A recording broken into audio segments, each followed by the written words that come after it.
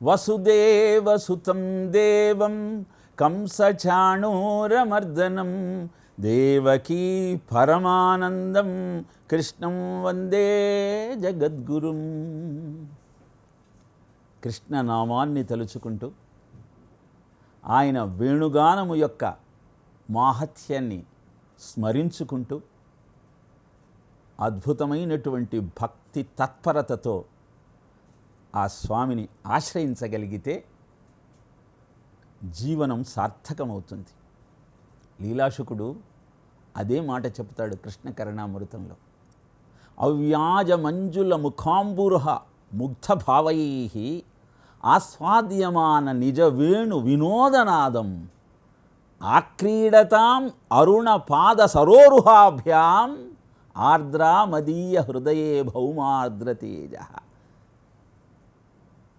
ఇలా ఆ స్వామి యొక్క దివ్యమంగళ విగ్రహాన్ని ముఖారవిందాన్ని తలుచుకుంటూ వేణుగానాన్ని ఆస్వాదిస్తూ ఎర్రని ఆ స్వామి పాదాలను హృదయంలో స్థిరంగా నిలుపుకుంటూ తరించాలన్నదే నా ఆలోచన అని లీలాశుకుడు స్వామి యొక్క వేణుగాన మాహత్యాన్ని జ్ఞాపకం చేసుకుంటూ పరవశించిపోతాడు.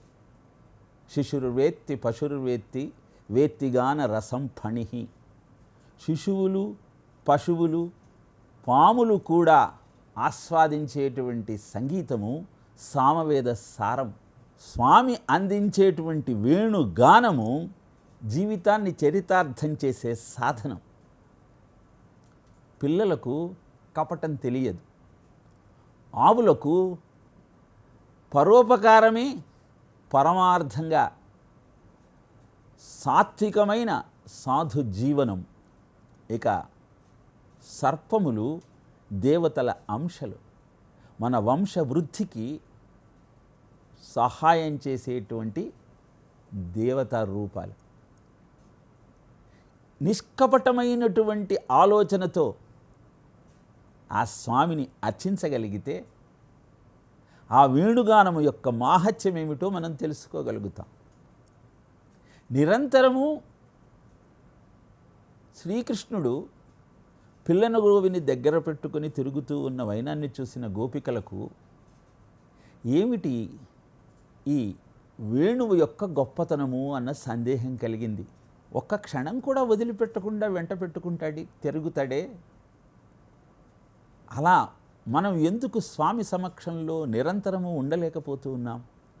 వేణువు చేసుకున్న పుణ్యం ఏమిటి, మేం చేసుకున్న పాపం ఏమిటి అని గోపికలందరికీ ఒక సందేహం కలిగింది. వారి సందేహాన్ని గుర్తించినటువంటి స్వామి ఆ వేణువును వారికి అందుబాటులో ఉంచి అక్కడి నుంచి నిష్క్రమించాడు. అనంతరం గోపికలంతా ఆ వేణువును పరిశీలించి చూశారు. ఏమున్నది దానిలో? 6 రంధ్రములు, దానిపైన ఇంకొక అద్భుతమైన రంధ్రము.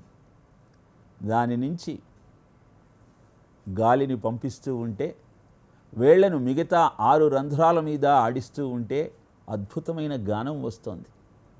అంతకు తప్ప ఆ వేణువులో ఏమీ లేదు. ఆశ్చర్యపోయినటువంటి గోపికలు వేణువునే అడిగారు, ఏముందని స్వామి ఎప్పుడూ నిన్ను వెంట పెట్టుకు తిరుగుతాడు అంటే, ఏం ఉందని పెట్టుకొని తిరగడమ్మా, ఏమీ లేదు కనుకనే నన్ను తన వెంట పెట్టుకుంటాడు. ఏతు సర్వాణి కర్మాణి మయి సన్యస్య మత్పరాః అనన్యేనైవ యోగేన మాం ధ్యాయంత ఉపాసతే తేషాం అహం సముద్ధర్త మృత్యు సంసార సాగరాత్ భవామి నచిరాత్ పార్థ మయ్యావేశిత చేతసాం. మన ప్రయోజకత్వం అన్న భావనతో అహంకారంతో సంచరించున్నంతసేపు స్వామి కృపా కటాక్ష వీక్షణము మనపై సోకదు. ద్రౌపది కూడా ఒక చేత్తో కొంగు పట్టుకొని ఇంకొక చేత్తో కృష్ణ అన్నప్పుడు కృష్ణుడు రాలేదు రక్షించటానికి. 2 చేతులు వదిలి నీవే తప్ప ఇతప్పరం బెరుగ మన్నింపందగుందీను అని గజేంద్రుడు ప్రార్థించినట్టు ప్రార్థిస్తే అప్పుడు కటాక్షించాడు. అలా నీదంటూ ఏవీ లేకుండా అంతా స్వామియే అన్న భావనతో ఆయనను అర్చించగలిగితే ఆ వేణునాదంలో ఉన్న మాహత్యమేమిటో మాధుర్యమేమిటో మనకు అర్థమవుతుంది. అస్థి స్వస్తరుణీకరాగ్ర విలసత్ కల్ప ప్రసూనాప్లుతం వస్తు ప్రస్తుత వేణునాదలహరి నిర్వాణ నిర్వ్యాకులం స్రస్త నిరుద్ధ నీప విలసత్ గోపీ సహస్రావృతం హస్తన్యస్తనతాపవర్గమఖిలోదారం కిశోరాకృతి అంటాడు లీలాశకుడు కృష్ణకరణామృతంలో. అస్తి కిమస్తి కిశోరాకృతి అస్తి. అక్కడ బాలకృష్ణుడున్నాడు. ఆయన వేణునాదాన్ని వినిపిస్తూ ఉన్నాడు. అది మనోహరంగా ఉంది. అది వింటున్నటువంటి గోపికలంతా తమ పోకముడులన్నీ విడిపోతున్నా పట్టించుకోకుండా ఆ స్వామి వైపు పరిగెత్తుతూ ఉన్నారు. అలాంటి అద్భుతమైనటువంటి కృష్ణుడి మీద దేవతా స్త్రీలంతా పుష్పాలను కురిపిస్తూ ఉన్నారు. ఇలా దేవతా స్త్రీలు కురిపించే పుష్పాలు ఆ స్వామి మీద పడుతూ ఉంటే అద్భుతమైన వేణుగానాన్ని ఆయన మోగిస్తూ ఉంటే వింటున్నటువంటి గోపికలంతా దేహస్పృహ వదిలి ఆ స్వామి వైపు పరుగులు తీస్తూ ఉన్నారు. భాగవతంలో ఇదే విషయాన్ని ప్రస్తావిస్తూ పోకముడులు విడిపోవటంలోని ఆంతర్యం ఏమిటి అంటే ప్రతివాడికి 3 ముడులుంటాయా. అదే బ్రహ్మగ్రంథి, రుద్రగ్రంథి, విష్ణుగ్రంథి. ఈ 3 దాటితేనే అద్భుతమైన ఆ చైతన్యం బోధపడుతుంది. అలా వాసాంసి జీర్ణాన్ని యథా విహాయ నవామి గృహ్ణాతి నరోపరాణి తథా శరీరాన్ని విహాయ జీర్ణాన్ని అన్యాని సంయాతి నవామి దేహి. ఎప్పుడైతే అహంకారం అన్న పొర తొలుగుతుందో అప్పుడు ఆ స్వామి కటాక్షం సిద్ధిస్తుంది. దేహము మీద ఉన్న వస్త్రము కూడా ఏమిటో పట్టించుకోలేనటువంటి తాదాత్మ్య స్థితిలో ఉన్న గోపికలకు ఆ స్వామి యొక్క సాయుధ్యం లభించింది. అందుకే వారంతా కృష్ణుణ్ణి చూస్తూ బ్రహ్మదేవుణ్ణి తిట్టుకోవటం ప్రారంభించారు. ఏమయ్యా కంటికి రెప్పను అడ్డంగా పెట్టావే, ఈ రెప్ప కూడా లేకపోతే నిరంతరము ఆ స్వామి దర్శనం చేసుకునే అదృష్టం మాకు దొరికేది కదా అని చెప్పారు. వారంతా ఆ స్వామిని కీర్తిస్తూ మురహర రంధన సమయే మాకురు మురళీరవం మధురం నీరసమేధో తనుతాం కృషానురప్యేతి కుష తనుతాం. కృష్ణ, వేణుగానాన్ని మేము వంట చేసేటప్పుడు వినిపించకయ్యా.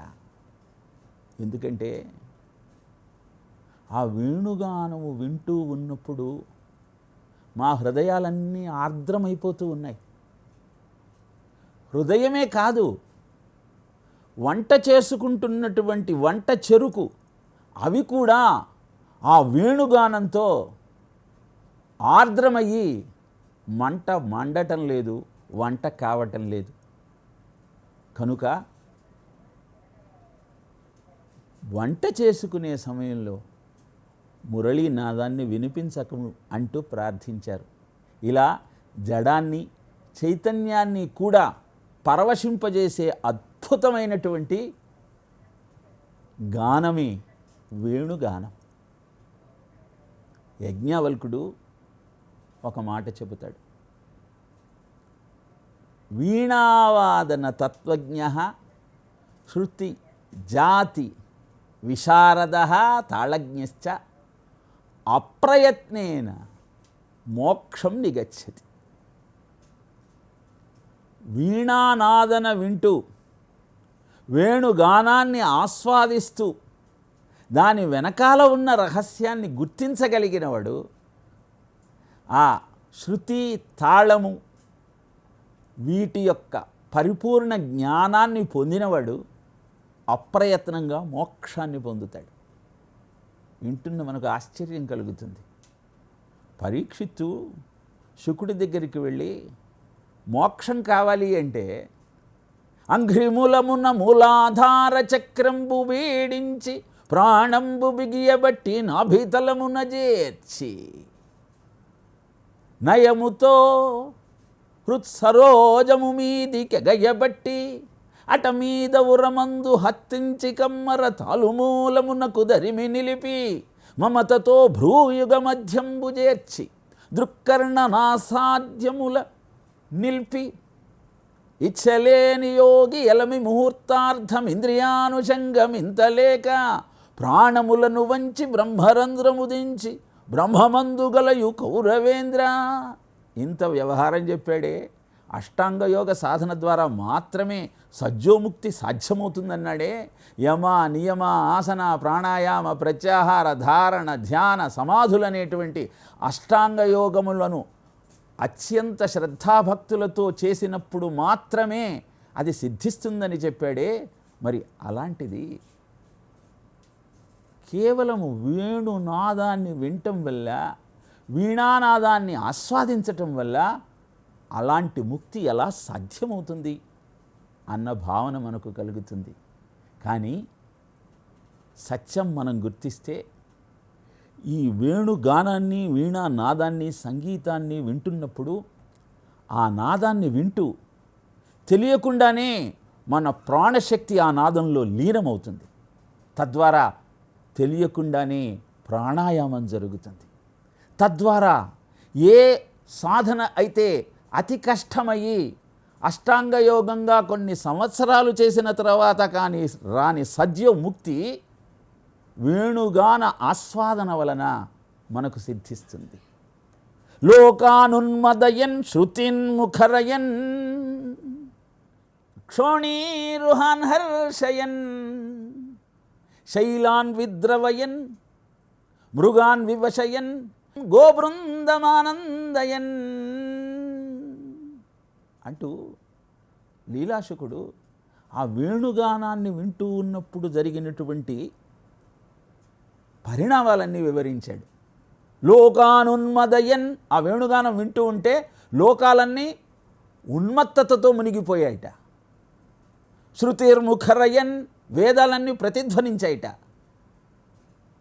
క్షోణీరుహాన్ హర్షయన్, మొక్కలన్నీ మొలకెత్తటం ప్రారంభించాయిట. శైలాన్ విద్రవయన్, పర్వతాలన్నీ ద్రవించి ప్రవహించటం ప్రారంభించాయిట. మృగాన్ వివశయన్, మృగాలన్నీ వివశులైపోయాయిట. గోబృందమానందయన్, గోవులన్నీ ఆనందంతో నాట్యం చేయటం ప్రారంభించాయిట. గోపాన్ సంభ్రమయన్, దేవతలంతా సంభ్రమంతో చూస్తూ ఉన్నారట. మునిన్ ముకుళయన్, మునులంతా ముకుళించుకొని తమ లోపలికి ప్రయాణం ప్రారంభించారు, ఆత్మానుభూతిని పొందడం ప్రారంభించారు. సప్తస్వరాన్ జృంభయన్, సప్తస్వరాలు విజృంభించటం ప్రారంభించాయి. ఓంకారార్థముదీర్యయన్, ఎందుకు ఇదంతా జరిగింది అంటే ఓంకార అర్థము అక్కడ ప్రభవించింది. ఏ ఓంకారమైతే సకల చరాచర సృష్టికి మూలమో ఆ ఓంకార అర్థము వేణుగాన ఆస్వాదన ద్వారా అవగతమవటం వల్ల విజయతే, అలా ఆ నందకిషోరుడు విజయమును పొందుగాక అంటూ వేణుగానము యొక్క మాహత్యాన్ని అద్భుతంగా లీలాశుకుడు శ్రీకృష్ణ కరుణామృతంలో వివరించాడు. ఎప్పుడైతే మన మానసిక స్థితి కూడా అలా ఆ అద్భుతమైన వేణుగానాన్ని ఆస్వాదించటంలో, ఆ కృష్ణతత్వాన్ని గ్రహించటంలో లీనమవుతుందో అప్పుడు అద్భుతమైన జీవితానికి సార్థకత ఏర్పడుతుంది. ఎక్కటి మానవ జన్మం వెత్తిన ఫలమేమున్నది, వదలను సంసార సుఖము వదలను ఇంద్రియ భోగము. ఎంతసేపు విషయ సుఖాలలో కూరుకుపోయి కృష్ణతత్వం యొక్క ఆంతర్యాన్ని గుర్తించలేకపోతే ఎన్నటికీ ఆ మాధుర్యంలోని ఆంతర్యాన్ని గుర్తించలేం. కస్తూరి తిలకం లలాట పలకే వక్షస్థలే కౌస్తుభం నాసాగ్రే నవమౌక్తికం కరతలే వేణుం కరే కంకణం సర్వాంగే హరిచందనంచ కలయం కంఠే చ ముక్తావళి గోపస్త్రీ పరివేష్టితో విజయతే గోపాల చూడామణి. అద్భుతమైన ఆ కృష్ణ స్వరూపాన్ని అందంగా వర్ణించారు లీలా శుక్ల వారు శ్రీకృష్ణ కరుణామృతంలో. కరుణామృతము అంటేనే కర్ణముల నుంచి హృదయంలోకి ప్రవేశించి హృదయంలో ఉన్న కాలుష్యాన్నంతా కడిగివేసి అద్భుతమైన ఆనందాన్ని ఉద్దీపన చేసేటువంటి అద్భుతమైన సాధనం.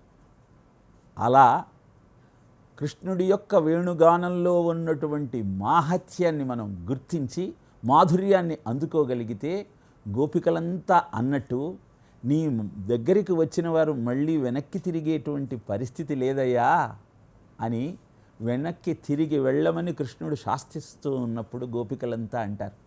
కనుక అలాంటి అద్భుతమైన ఆనందాన్ని అందుకోవటం కోసం ఆ కృష్ణ పరమాత్మను ఆశ్రయిస్తూ జీవితాన్ని ధన్యం చేసుకునే ప్రయత్నం చేద్దాం. ఓం తత్సత్.